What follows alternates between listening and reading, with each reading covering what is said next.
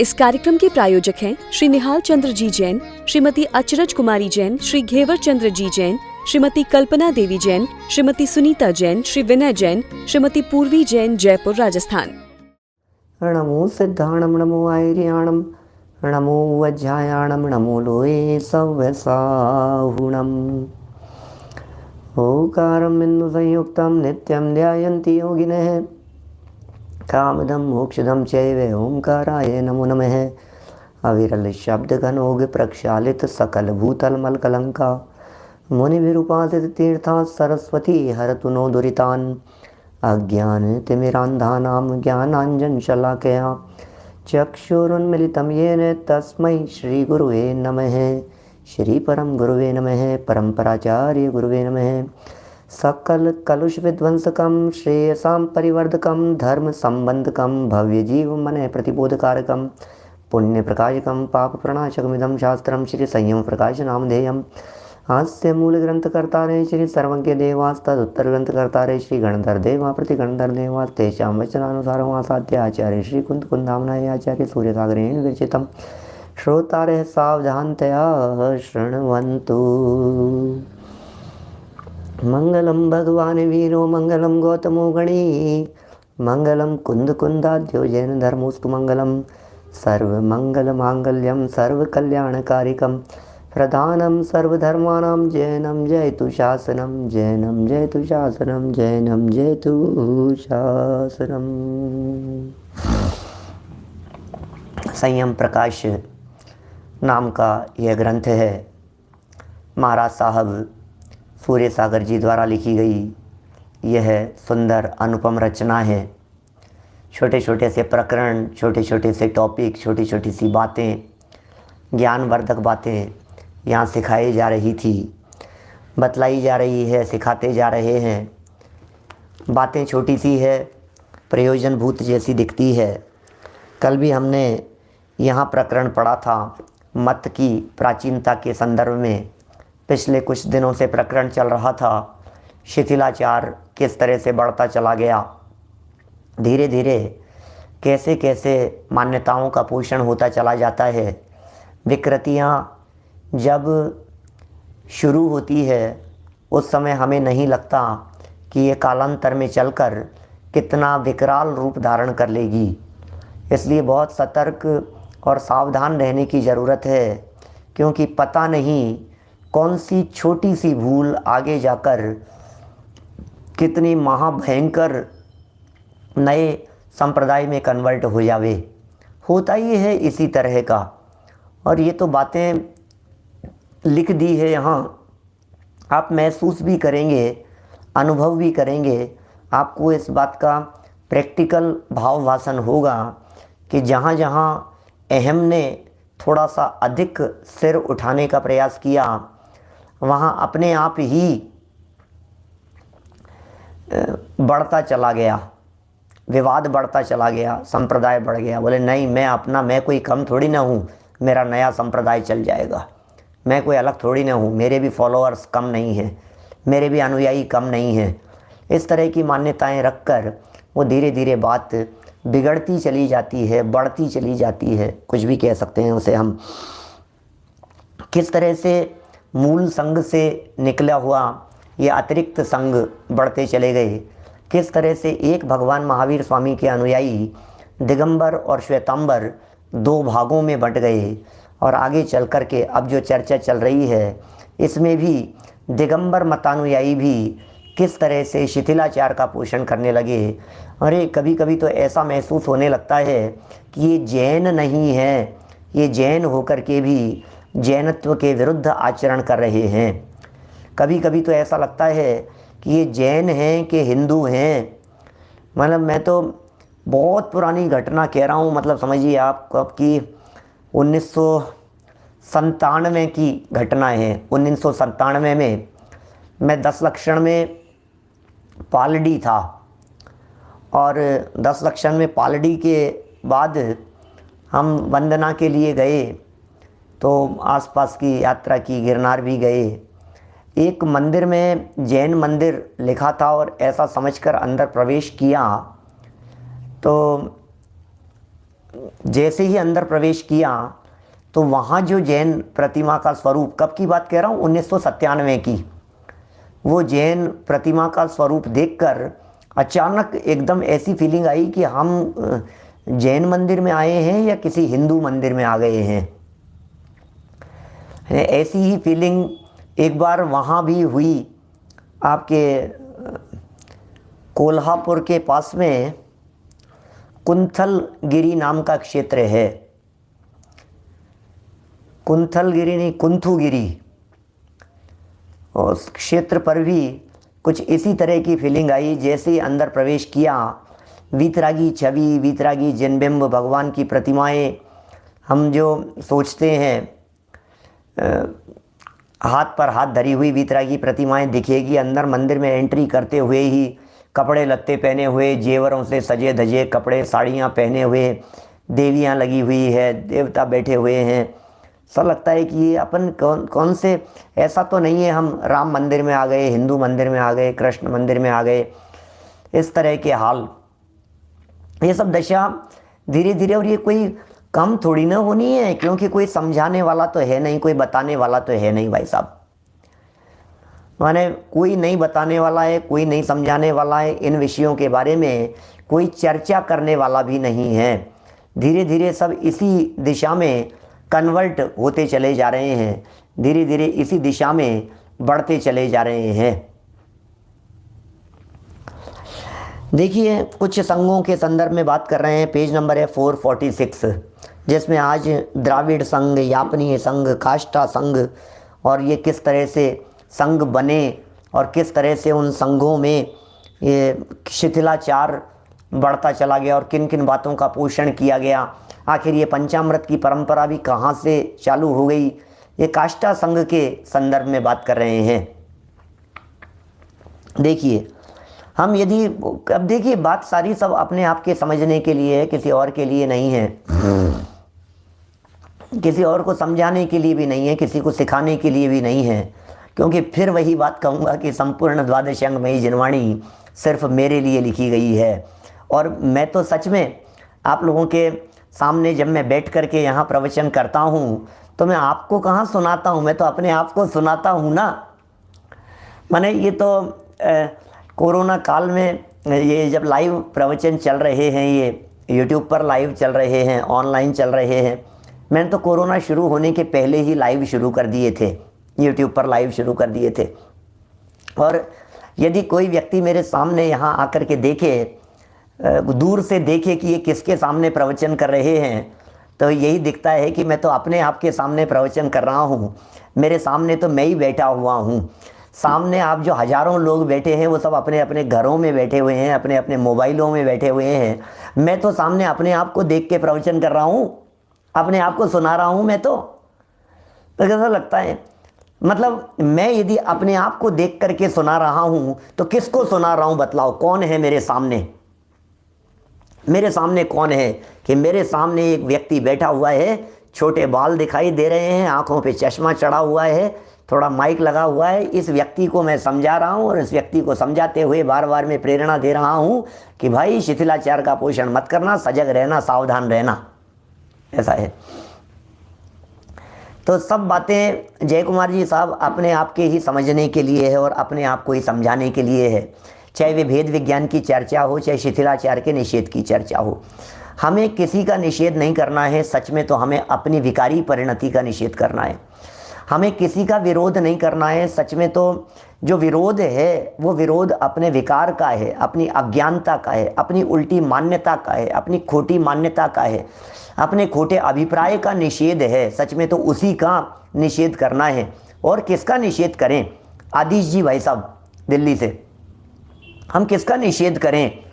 ये कह रहे हैं, कोई कहे कि साहब आप तो द्राविड़ संघ का निषेध कर रहे हो, आप तो काष्ठा संघ का निषेध कर रहे हो, आपने यापनीय संघ का निषेध किया। अरे भैया, हमने किसको निषेध किया?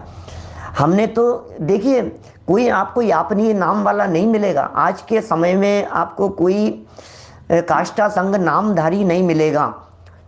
इसलिए कौन व्यक्ति किस मान्यता वाला है ये उसके अभिप्राय से पता लगता है।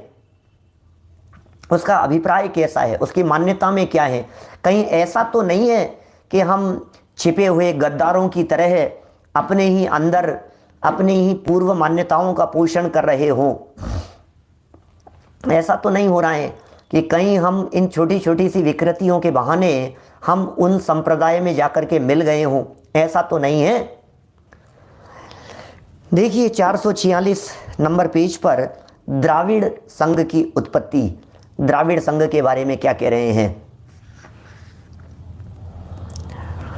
अनंतर इसके बाद क्या हुआ, विक्रम संवत 526 में स्वामी देवनंदी के एक शिष्य पूज्यपाद आचार्य थे।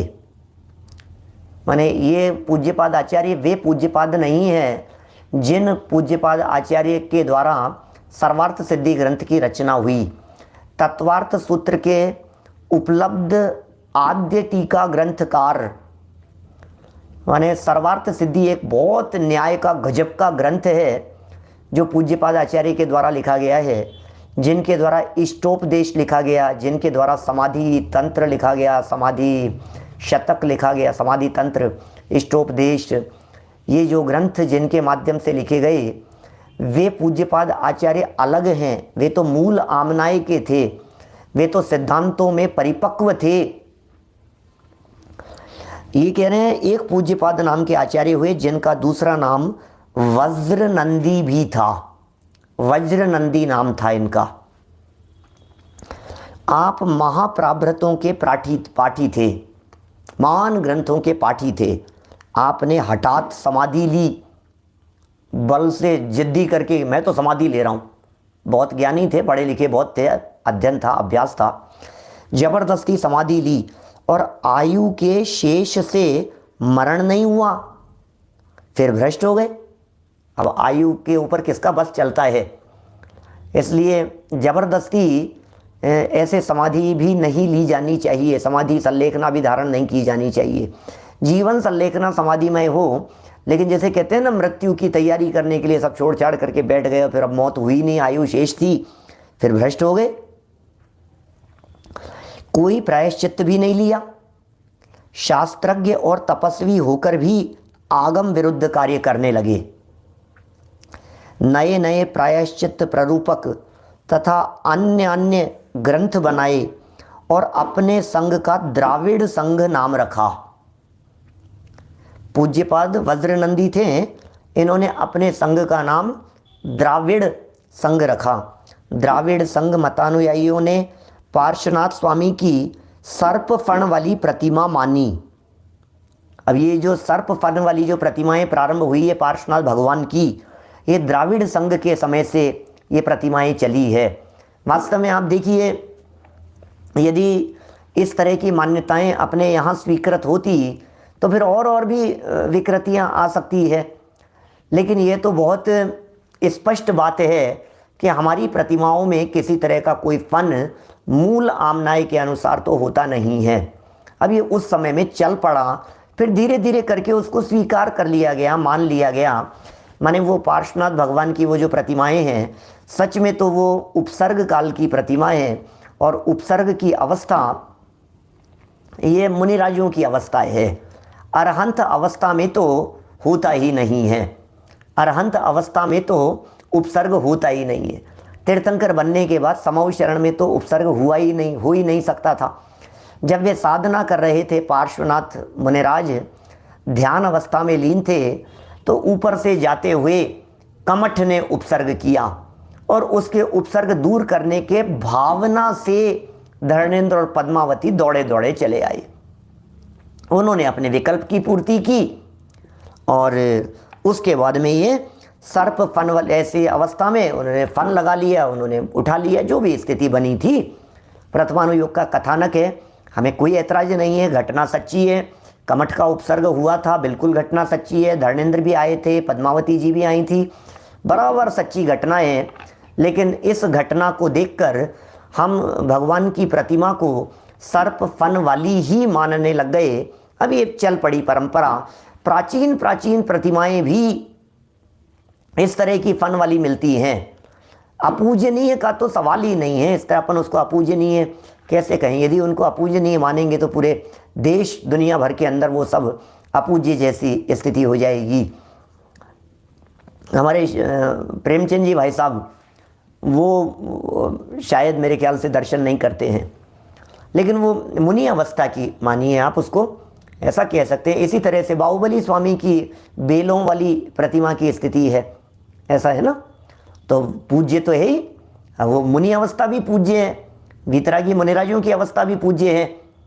बाहुबली भगवान की प्रतिमाओं में बेलों की भी उसी तरह की स्थिति बनती है। खैर देखिए, जो भी स्थिति है ये उस समय से ही मानी गई है। कुछ समय के लिए तो उन्होंने प्रतिमा को वस्त्र आभरण करना भी प्रतिपादन किया। कैसी बातें उन्होंने चलाई द्राविड़ संघ में। साधु खेती कर सकता है, कच्चा पानी काम में ले सकते हैं, ओहो, ऐसा बतलाया। माने कच्चा पानी भी ले सकते हैं काम में, खेती भी कर सकते हैं। प्राकसुख और अप्रासुख विभाग का लोप कर दिया और कहा न तो बीज में जीव है और न बीज योनिभूत ही है। ऐसी बातें भी उसी समय चल पड़ी थी। मुनियों को बैठकर आहार लेने का, ये भी सब द्राविड़ संघ के द्वारा चलाई गई बात है। अभी तो नहीं लेते हैं कोई भी दिगंबर मुनिराज तो बैठ करके आहार। तथा वस्तिका बनवाने का निरूपण किया, मुनिराजों के लिए वस्तिका बनने लगी। अब ये कितनी पुरानी बात है, 1500 साल पहले भी इस तरह की बातें चलने लगी थी। आज के 1500 साल पहले की बात कर रहा हूँ, जब द्राविड़ संघ की उत्पत्ति हुई थी उस समय वस्तिका बना दी, झोपड़ी जैसा कुछ बना दिया और उसके अंदर मुनिराज रह सकते हैं। इसके उपरांत यह भी कहा कि साधु वस्तिका आदि को काम में भी ले सकता है, जबकि वास्तव में वो परिग्रह के अंतर्गत चली जाती है वो बात। तो इस तरह द्राविड़ संघ के संदर्भ में थोड़ी बहुत बातें इन्होंने यहाँ कही है। फिर आगे चल कर के वापस इस तरह का प्रकरण थोड़ा सा इन्होंने उठाया है विविध प्रकार के संघों के संदर्भ में। जहाँ आएगा वहाँ फिर अपन कुछ दिनों बाद में दोबारा उसकी थोड़ी बहुत चर्चा करेंगे कि ये संघ में किस किस तरह की मान्यताएं कौन कौन से संघों में और आती हैं, इस तरह की ये सब चर्चाएं फिर चलेगी। अब चलते हैं अपन दूसरे संघ की तरफ, जिसका नाम है एक यापनीय संघ। यापनीय संघ की चर्चा कर रहे हैं। आगे भी कुछ काष्ठा संघ वगैरह की उत्पत्ति वगैरह के संदर्भ में फिर दोबारा स्वरूप आएगा, तब अपन थोड़ी सी चर्चा और उनके बारे में करेंगे। यापनीय संघ क्या है? उसके बाद एक श्वेतांबर संप्रदाय के शुक्लाचार्य थे, उनका एक श्री कलश नाम का शिष्य था। वे श्वेतांबर संप्रदाय को छोड़कर दिगंबर संप्रदाय में आ गया। यापनीय संघ पहली बार सुन रहे हैं नाम, बहुत प्रसिद्ध है। वो दिगंबर संप्रदाय में आ गया और उसने विक्रम संवत 705 में और एक नया संप्रदाय एवं संघ निकाला या संघ निकला वहाँ से, जिसका नाम यापनीय संघ रखा। इन्होंने भगवान को मुकुट, कुंडल और गले में हार पहनाने तक का, ओहो, रात्रि में पूजन, पंचामृताभिषेक, केसर, पुष्प, दाल भात चढ़ाने तक का प्रतिपादन किया यापनीय संघ में। बोलो कैसी बातें चालू हो गई, किस तरह की परंपरा चलने लगी। हम तो आप लोगों को भी लग रहा होगा ये सब क्या बातें आ गई है। भगवान को कुंडल पहनाओ, हार पहनाओ, मुकुट लगाओ भगवान के, ये सारी बातें वहाँ धीरे धीरे और विस्तार से चलने लगी उसी जमाने में, उसी समय में। देखिए फिर ये कह रहे हैं यापनीय संघ की उत्पत्ति वाली बात हो गई पूरी। अब काष्ठा संघ की उत्पत्ति, बड़ा गजब की चर्चा है यहाँ काष्ठा संघ की उत्पत्ति के संदर्भ में। आपको कई ऐसी जानकारियाँ मिलेगी कि समय किस तरह का था, क्या था और क्या हुआ था, क्या प्रचार हुआ, ऐसी बहुत तरह की बातें हैं। काष्ठा संघ का, काष्ठ मतलब होता है लकड़ी, तो ऐसा संघ काष्ठा संघ जिसने लकड़ी की प्रतिमाएं बनाने को प्रमोट किया। उस जमाने में लकड़ी की प्रतिमाएं बनाई गई, ख्याल में आ रही है बात? लकड़ी की प्रतिमाएं बनने लगी, काष्ठा संघ नाम रखा गया उसका। वो संघ ही इस तरह का हो गया प्रचार प्रसार करने वाला, जो लकड़ी की प्रतिमाएं, क्योंकि देखो अभी परिस्थितियां अभी बताएंगे क्यों बनी हैं इस तरह से। इस संघ के पश्चात विक्रम संवत 753 में काष्ठा संघ की उत्पत्ति हुई। विक्रम संवत 753, इसका मतलब हो गया आज से लगभग 1300 साल पुरानी बात मान लीजिए आप। 1300 वर्ष पहले काष्ठा संघ की उत्पत्ति हुई और भगवान कुंद के समय के पश्चात इस संघ के कई साधु महाशक्ति प्राव्रतों के प्राठी और आत्मज्ञानी हुए हैं। बहुत आत्मज्ञानी संघों की चर्चा हुई उस समय। वहाँ माने महाशक्तिशाली थे, ज्ञानी थे, और कुंदाचार्य देव के बाद में इतने ज्ञानी धर्मात्मा, ये साधक मुनिराज ये काष्ठा संघ में ही हुए।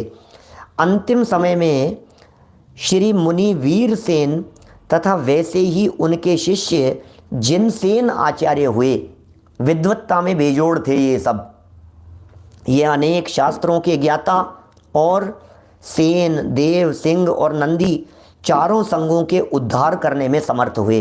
माने इससे पहले नंदी संघ, देव संघ, सेन संघ, सिंह संघ, आप समझ रहे हैं कि जैसे देव नंदी और इस तरह से नंदी संघ, पद्म नंदी, देव नंदी, इस तरह नंदी नाम जोड़ा जाता था, वो नंदी संघ कहलाता था। इसी तरह से सेन, वीर सेन, जिन सेन, ऐसा माने वीर सेन, जिन सेन, रवि सेन, ये सब सेन संघ के आचार्य कहलाए। इनके लिए सेन संघ का प्रयोग किया गया, सेन कह रहे हैं यहाँ। इसी तरह से देव, ऐसे ही सिंह, वादीब सिंह, ऐसे ऐसे आचार्य, तो उनके नाम के आगे सिंह लगने लगा। जैसे आजकल आचार्य लगता, ये सागर लगता है ना, सागर। आजकल जितने भी मुनिराज होते हैं, सब मुनिराज, सब आचार्यों के नाम के आगे आजकल सागर लग रहा है। वर्षों से ऐसा लगता है जैसे सागर नहीं लगाओ तो मुनिराज ही नहीं है। जिसका नाम देखो, क्या ये सागर, ये सागर, ये सागर, ये सागर, सागर सागर सागर सागर, सबके नाम के आगे सागर। लेकिन ये कह रहे हैं इस तरह के 4 संघ उस समय में प्रसिद्ध थे और उन सब के उद्धार करने में ये काष्ठा संघ के वीरसेन जैसे आचार्य समर्थ हुए। इनके पश्चात विशेषज्ञ विनय सेन हुए, सेन संघ के हैं ना। इनके गुणभद्र कुमार सेन, ये सेन संघ के कुमार सेन नाम के 2 शिष्य हुए। उन्होंने गुरु आज्ञा से विमुख होकर संन्यास ले लिया और भ्रष्ट हो गए। अब ये यहाँ से वापस थोड़े से भ्रष्टता की चर्चा शुरू हो गई, है ना। गुरुजी भी नंदी तट गांव में विद्यमान थे, अतः अपने मनोनुकूल ग्रंथों की रचना की एवं तदनुकूल उपदेश दिया। मन माफिक ग्रंथों की रचना कर दी, वैसे ही उपदेश देने लगे। उनने सबसे प्रथम देव पूजन की प्ररूपणा की। यहाँ से चली देव पूजन होना चाहिए। वहाँ पर प्रतिमा नहीं थी, अतः पूजन किसकी हो सकती थी? अब प्रतिमा तो है नहीं भाई। आज जिस तरह से गांव-गांव में मंदिर हैं, आज जिस तरह से जगह जगह पर प्रतिष्ठाएं हो रही है, अरे पहले तो कई 10-10, 20-20 सालों में कभी किसी गांव में एक आध बार कभी कोई प्रतिष्ठा होती थी। 20-20 साल में एक बार कभी कोई पंचकल्याणक प्रतिष्ठा हुआ करती थी। अब साल में 20-20 जगह हो रही है। 20 तो कम कह दिया मैंने। साल में 20 पंचकल्याणक प्रतिष्ठाएं देश के अंदर बहुत मामूली बात है। कहो 50, 60, 100 होती हों पंचकल्याणक प्रतिष्ठाएं। जहाँ देखो वहाँ थोड़ा सा आयोजन, पंचकल्याणक, खूब पंचकल्याणक हो रहे हैं। लेकिन उस समय प्रतिमाएं तो थी नहीं, इतनी नहीं थी। इस कार्यक्रम के प्रायोजक हैं श्री निहाल चंद्र जी जैन, श्रीमती अचरज कुमारी जैन, श्री घेवर चंद्र जी जैन, श्रीमती कल्पना देवी जैन, श्रीमती सुनीता जैन, श्री विनय जैन, श्रीमती पूर्वी जैन, जयपुर, राजस्थान।